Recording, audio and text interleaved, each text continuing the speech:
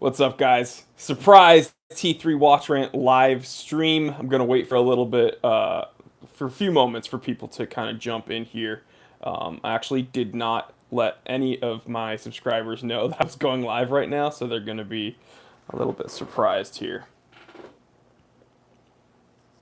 Let's see if I can turn the comments on. So, okay, I can see them in real time. What's up, Musical Squire? Kashi, Simon's in the building. Joseph Falk, what's going on? Watch display. Czech Republic. What's up, Shimron, excuse me. Brennan, he's here. D Young. Dubai. Philly, what's going on, Philly? Jerry. Oh, Cowboy Swami, obviously. SoCal, what's going on, SoCal? Blue shirt. Yo, I wore a blue shirt for you, man. All right, we're getting a bunch of people in here. Cornwall, what's going on? UK, New York. So happy to see you guys. Miami. Bienvenidos a Miami. What's going on, guys? Israel, what's going on?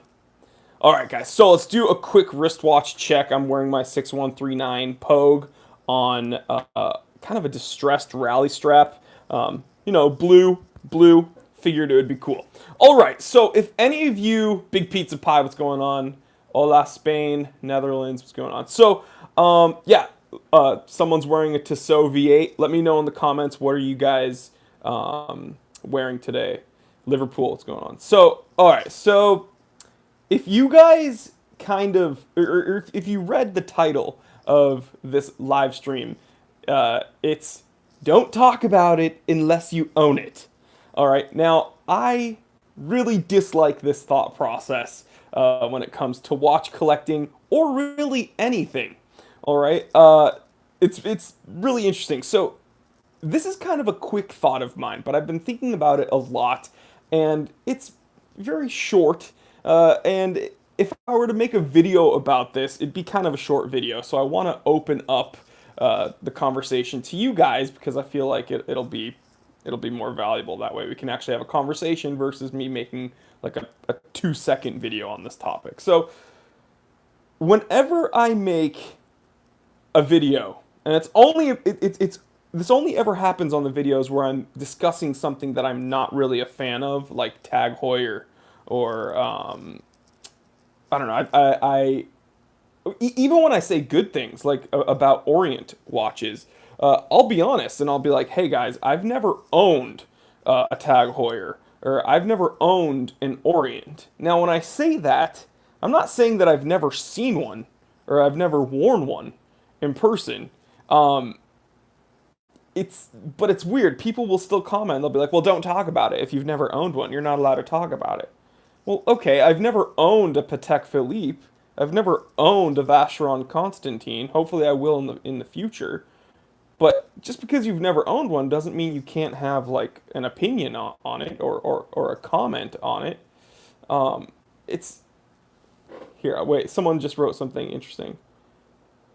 Okay, Sectorial wrote, it's like only 3 people in the world can talk about the new GMT Pepsi because exactly. So Baselworld, for instance, not everybody is able to go to Baselworld.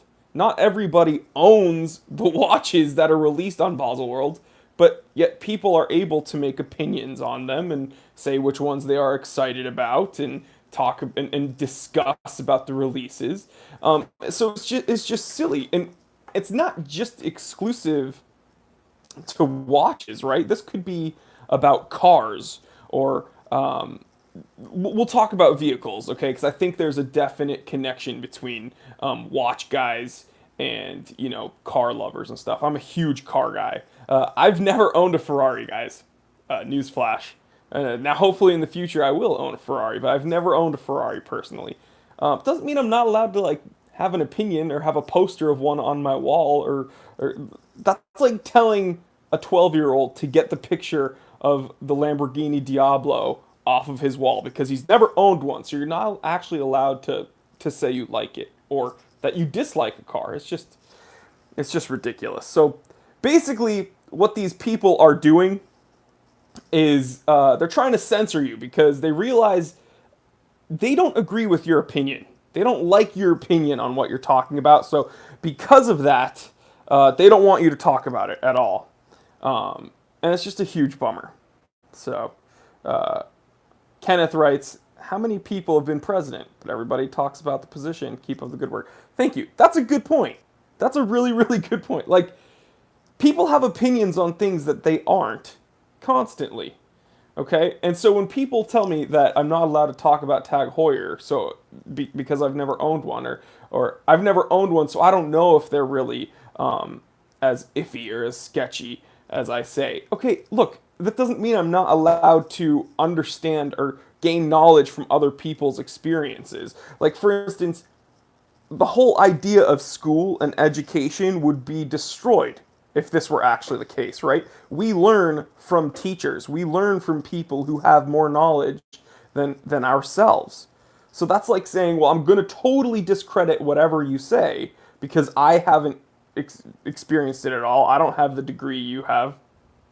So, yeah, I'm going to discredit whatever knowledge you have and I'm just going to figure it out for myself. Now, I think smart people listen to others, but they also take things with a grain of salt. They listen to others and then they utilize their own life experiences. They kind of mix up that information in their head, and then they come out with some opinion. Does that make sense?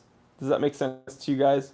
Yes, Grim Reaper. We can't say movement is crap because we don't own one. That's where I got the most heat. Okay, I've never owned a movement watch, and because of that, people got super upset. Oh, you've never owned a movement watch, so you can't talk about them. Well, I don't know, man. I don't need to get punched in the face to know that I don't like being punched in the face. Now, I have been punched in the face multiple times. I didn't enjoy it. But is this making sense to you guys? The whole idea that you need to own something to have an opinion on it, it's crazy. Yeah, John Turner, exactly. Patrick, you don't need to touch crap to know it's crap. Yeah, exactly. No, but John Turner brought up a good point. You take others' experiences, knowledge that people have taught you, and then you take your own experiences and then mix it around, and then you come up with your own opinion. Okay? So, it's just, it's crazy. Because, and what I want to say to these commenters that say this, okay, for instance, on the Tag Heuer video, I got a lot of heat from people being like, "Oh, he's never owned a tag, so he's just a hater." And then I did a live stream with Federico on his channel a couple weeks ago, where we were talking about why Tag Heuer gets so much heat. And obviously, I was firm in my opinions, and I was like, "Listen, I don't like Tag Heuer because of this, this, and this." Dude, I got torn apart in his comment section. His viewers, I don't think, like me very much, but they're like, "Oh, T3 is a hater. That Jory Goodman guy's a hater. He's never even owned a Tag Heuer. So he's blah, blah, blah, blah." But all these people that are commenting under my Tag Heuer videos telling me that because I've never owned one, I can't make an opinion on it, they're the same dudes commenting on my videos about Grand Seiko, or even about my SKX, being like, "Oh, the Grand Seiko is just a horrid waste of money. They're overpriced. I would never own one." Or the SKX is outdated. It's crappy. I would rather have an Orient Mako. I would never own an SKX. Okay, so if you're allowed to comment on my watches and say that you've never owned one and you would never own one, then I should be allowed to talk about watches I've never owned. Rana, you don't need to touch crap to know it's crap. Exactly, guys. So it's ridiculous. The thing is, I don't want any more people commenting on my Submariner videos telling me that the Submariner is overrated and Rolex is overrated and overpriced and they would never own a Rolex. How come you're allowed to comment about Rolex and you've never owned a Rolex and say that a Rolex is overpriced, but when I say Tag Heuer is incredibly overpriced, they're charging $1,500 for a basic plastic housing in a quartz watch? That's blasphemy. Just it doesn't make sense. It doesn't make sense. But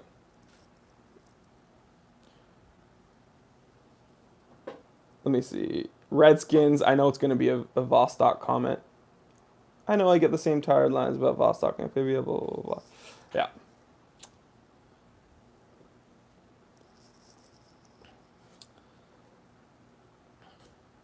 Thanks, Mark Klein. Shabbat Shalom. You hear a cat, exactly. Link is running around here right now. But does this make sense? See, it's kind of a short thought, but I know that I'm not going to go in my own comment section and get into a debate with these guys. It's like not worth the time.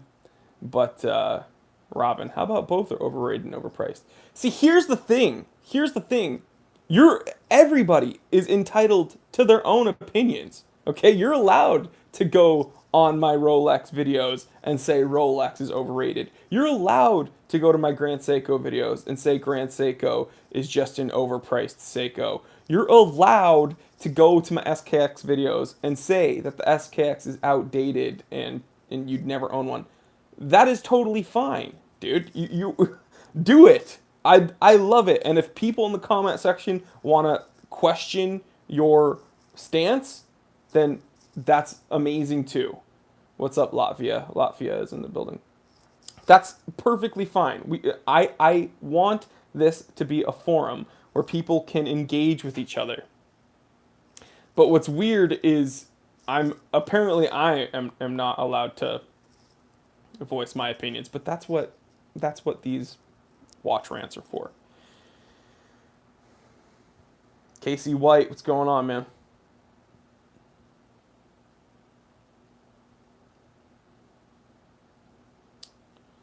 Hold on. Another comment. Nathan says, I love your approach to the reality, in quotations, of the watch industry. I feel sad for people who don't buy automatics because they aren't Swiss made. Get a Seiko Orient, you're missing out. Let's see. David Tanner, which watch was your biggest bargain? Man, that's a really good question. Let me think about that.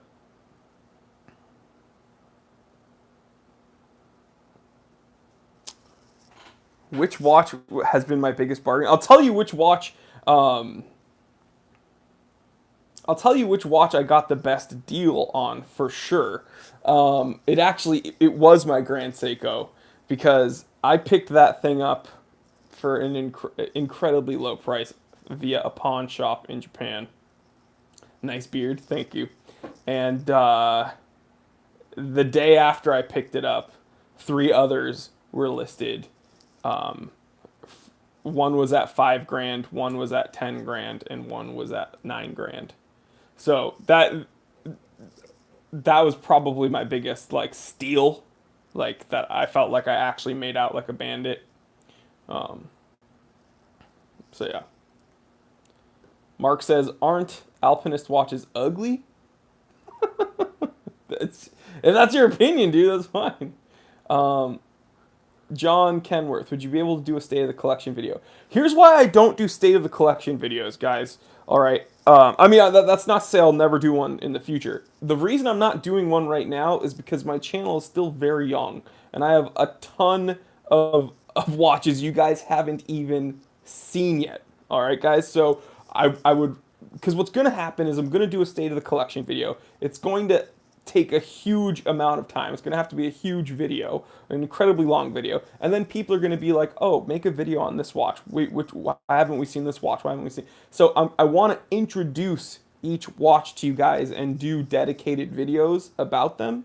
And then I'll, in the future, I can do a state of the collection video. But my channel's still very young, guys. I've only been around for like a year and I think 2 months. So, but I understand the appeal of state of the collection videos. You guys want to see kind of how my collection is rounded out. So one will be coming up in the future, but I want to kind of share my pieces individually with you so that I can kind of show you the history of them and why I got them. And what's up, Nathan Judd? You should introduce some car segments on your channel. You have some nice cars. Well, thank you. I am a big car guy. I'm fortunate enough to have some cool cars in my collection. But, guys, I don't want to bog this channel down with car stuff or powerlifting stuff or, you know, I get so many questions about business and like mindset and how I stay positive and do a video on your Jeep, do a video on your Z, do a video on powerlifting, this or that. I don't know if you guys got the notification. I actually made a new channel last night. It's called Time Away. And I'm going to be talking about all these other things there about mindset, about powerlifting, about my cars, about things I like to do outside of the watch world. So it's called Time Away. The link to that new channel, I already have one video up, is in the bio of this YouTube channel. So you can find the link to my new channel in the bio of the Time Teller channel. So please check it out. I talk about kind of mindset and everybody writes to me asking me how I stay so positive and upbeat all the time and kind of talk about why that is. So please check out that channel. I'm going to be uploading once a week and it's going to be a good time. What do I think about Cartier glasses? I love Cartier, man. Cartier is a very interesting company because I think they make some of the most beautiful watches. Now they have some really impressive movements that they've worked on with other people like FP Journe and stuff. But just design wise, I understand they're kind of a fashiony company, but they're a company that I think makes really good products all around. Cartier Santos, big fan of Cartier Santos. Thoughts on the Rolex price bubble? Man, there are so many videos about that on YouTube. I'm going to make a video dedicated to it, though. Let's see. Missed out on a lot of comments here. Muscle or tuner? Referring to cars. Both. I love muscle cars. I mean, my little track toy right now is a 370Z, so that's definitely a tuner car. But my dad's first car was a Roadrunner. So, I mean, I absolutely love American Muscle, man. For sure. Mopar. I'm a big Mopar guy.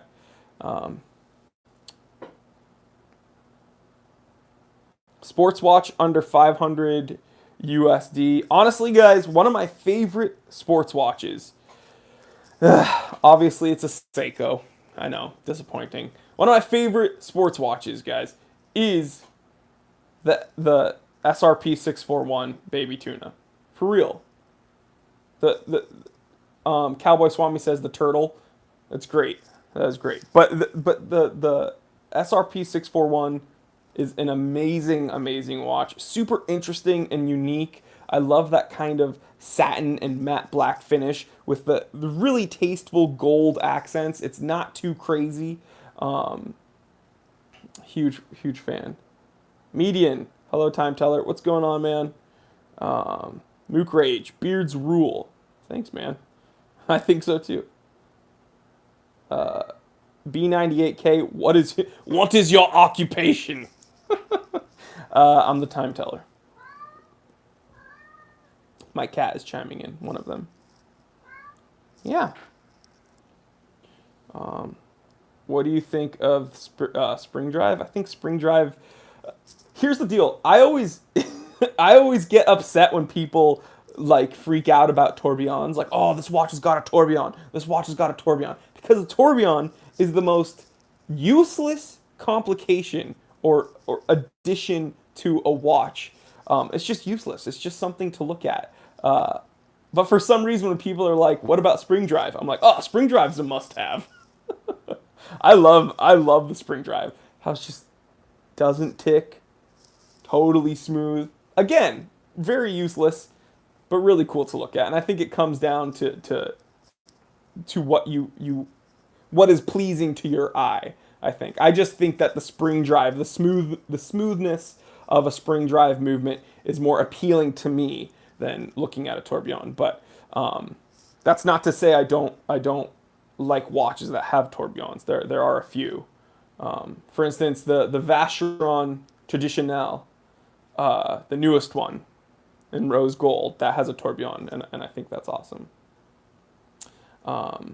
Big Pizza Pie, you can't find my new channel.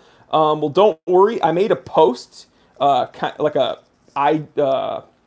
YouTube message post with a link to my new video. So scroll through your feed or go to my channel and look at my updates or my uploads, and you'll see a little message telling everybody that I've made a new channel. It's called Time Away, and it makes sense because this is a time teller channel, and we're gonna spend some time away talking about other things. Um, Jolapook says, "I heard that you invented time." I didn't invent time. Actually, I just tell it. So, and by the way, I did. It's like 12. It's almost 12:50 p.m. and we've already gotten down to business. So, um, looking over some comments. Simon says moon phase is pretty useless, aesthetically pleasing. Uh, See, I'm the first one to admit that. The When I first got into watches, I said this in a live stream, I think in my last T3 watch rant. I love moon phase watches, and when I first started learning more about watches, I realized like all the really romantic, sophisticated watches had a moon phase complication, and I wanted one so bad. I wanted one. And never got one, never got one, never got one. Then I found the Frederic Constant Moon Timer, and I was like, oh, dang. And I pulled the trigger on that. That was another really good bargain by the way. I was able to get it for like 700 bucks, and that moon timer, the Frederic Constant Moon Timer. I got it brand new for around 700, and now you can't find one for like under 2 grand. There are some, I think, floating around, but not new. So that was another bargain buy. I know someone in the comment section asked me what my best bargain was. Zenith El Primero is incredibly underrated. They're incredibly orologically significant, although technically they weren't the first automatic chronograph. This watch was, and I'm not kidding. The 6139 from Seiko was actually the first production automatic chronograph, but the El Primero was the first Swiss automatic chrono. So both very orologically significant watches. For some reason, Zenith doesn't get the attention they deserve, though, I think. Are you interested to get a Creator someday? Andressa, yes, of course I am. Creator watches are incredible. The Aichi 2 with the porcelain dial, not the Aichi 1, the Aichi 2. The Aichi 2 has the power reserve on the back. I like that better than the Aichi 1 because the Aichi 1 has the power reserve on the front, and for some reason on that very clean porcelain dial, it just kind of mucks it up a bit. I like it. I like the Aichi 2 where it's a little bit cleaner. But yeah, I think to get one like the least expensive variant of that watch is like around 30 grand. So probably not going to get one now, but hopefully in the near future. Inkart says, "What do you think of Breguet to time teller?" I think Breguet is awesome, man. I think, forgive me if I'm wrong. Let me know if someone will correct me. I know they will correct me. Their Marine 5728, 5728 or something. Their Marine line is very, very, very, very, very cool. For some reason, when people talk about high-end divers, Breguet is that Marine line is totally overlooked, and it's a bummer because very interesting. Now, I said this on Federico's live stream yesterday. I mentioned Breguet and how they're kind of underrated with that Marine line, but I said that their own issue is that in that line they've made too many variants. They've made like 10 different kinds of that watch, and that's a bit much. So I think if they made like 4 and they just left it at that, I think it'd be better. But they have like a ton of different ones.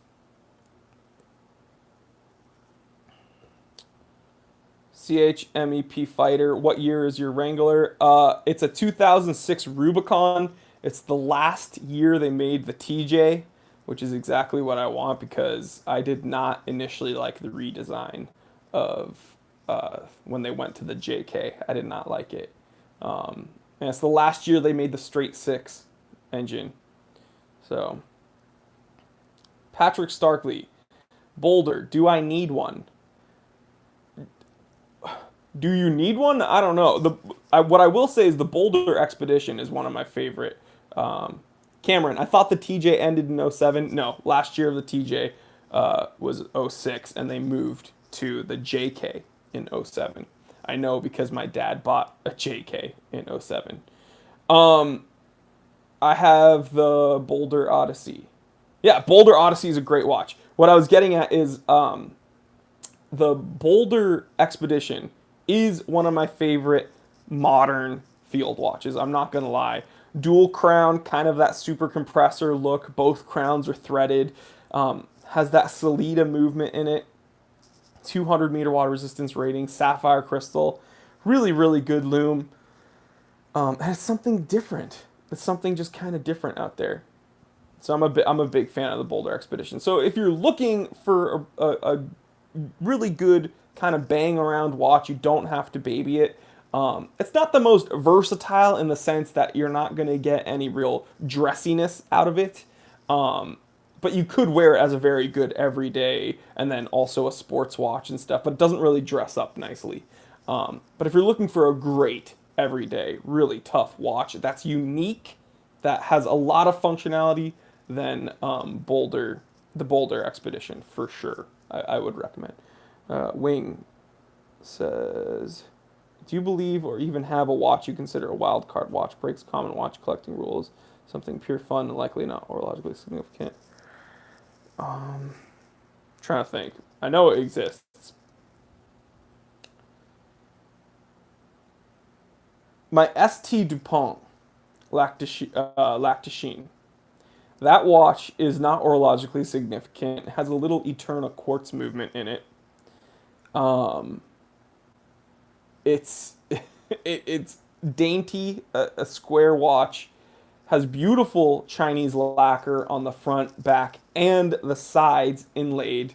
Even the buckle has an inlay of Chinese lacquer, and it's just really fun to look at.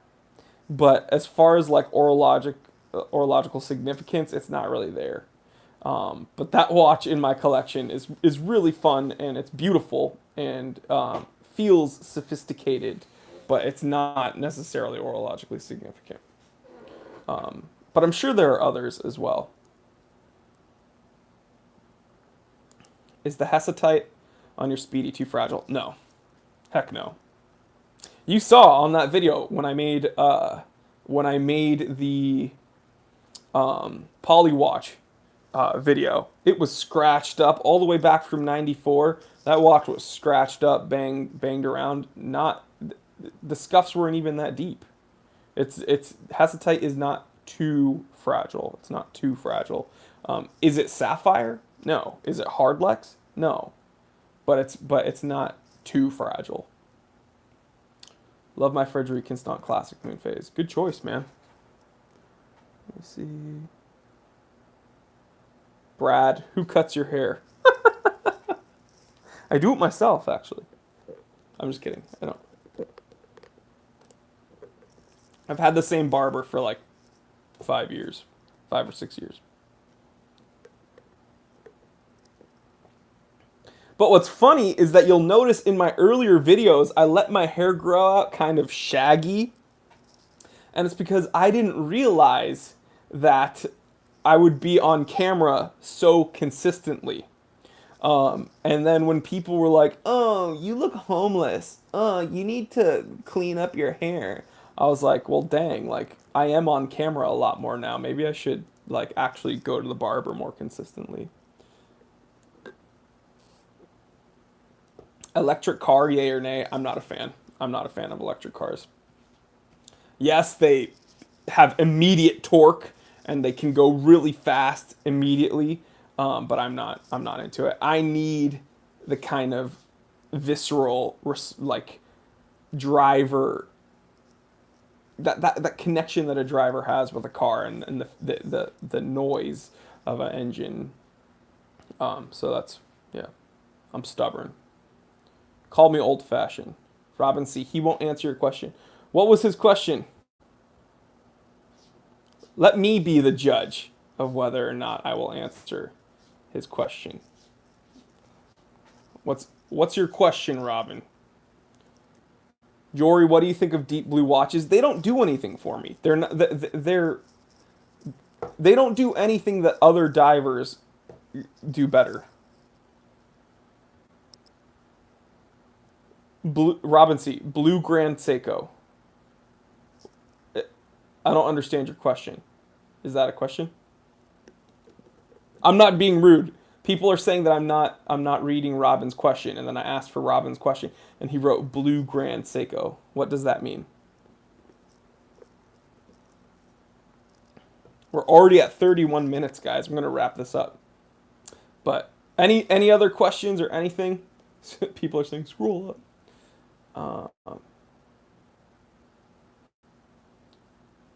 What do I think of the new Blue Grand Seiko? Which one? They have a few. The diver, the newest diver that they just came out with, beautiful.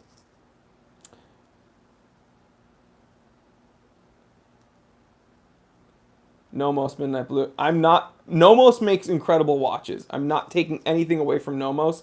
I probably will never own one. A little bit. They're way too Bauhausy. A little bit too sterile. Great watches, not for me. Please do an American watch segment. Yeah, if I could find. I have one true American watch. It's an American-made Hamilton in my collection. Um, but aside from that, there's not too many truly American-made watches out there anymore.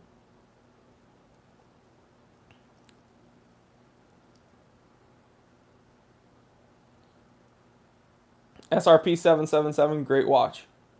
Damasco makes good watches too. Great watches. My good friend Preston has a Damasco. He loves it. But again, I don't have one, so I'm not allowed to talk about it. I don't have a Damasco. I'm not allowed to talk about it. Uh, do I have an opinion on the Tissot? Tissot makes good watches. They don't really tickle me. Like I'm not really drawn to anyone. A lot of people ask me about the Viso date. Honestly, I would rather have a cocktail time, and it's not just because I'm a Seiko fanboy. It's because there's just, to me, it's a much more beautiful watch with a better movement, that 6R movement. But again, personal preference. Bomb et Mercier watches. I think they're good, but again, they're not.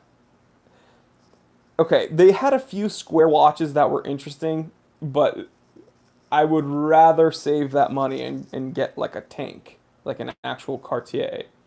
Um, Cameron, you're into cars and watches. What about knives? Yeah, Cameron. So let me see. Without knocking anything over. So here, I have a collection of these Remington knives, that a pretty decent collection of Remington knives that my dad passed to me. Um, but yeah, huge into knives and stuff. I mean, I'm not like one of like the forged in fire knife dudes, but I like knives. I always have a pocket knife on me. Cowboy Swami, how about guns? Can't talk about that on YouTube.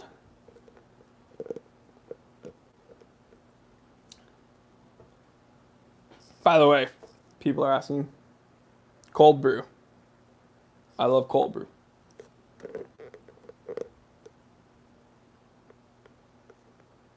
Your barber is ripping you off. Just kidding. Eh, whatever. I think I look good. My girl thinks I look good. Oh, dang. You know what guns I can talk about on YouTube? These ones.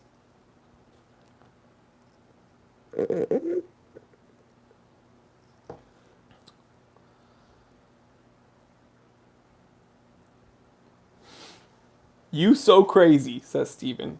Thank you. All right, guys. Well, again, thank you so much for this live stream. We kind of drew it out, a big deal. SKX versus SNZF17. SKX all the way. Anyway, thank you so much for joining me on this little watch rant. Again, it was much more fun me getting that off my chest versus me just filming a short video about it. We were able to have a discussion and a little conversation about other random things. So thank you so much for joining me. Again, guys, when people don't agree with you, they will often do this dumb personal attack, right? They often go to personal attacks and they'll say, oh, well, you know what? You've never owned one, so don't talk about it. Don't stand for that, okay, guys? Be strong with your convictions. Don't be closed-minded. Listen to the other side, but don't worry about it. You're allowed to have opinions on things you don't own.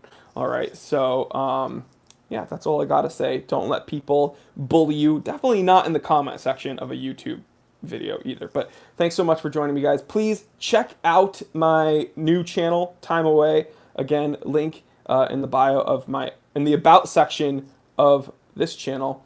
And yeah, guys, thanks so much for joining me. I hope you enjoyed. I hope you enjoy the rest of your Friday. Hope you guys have a fun, safe weekend.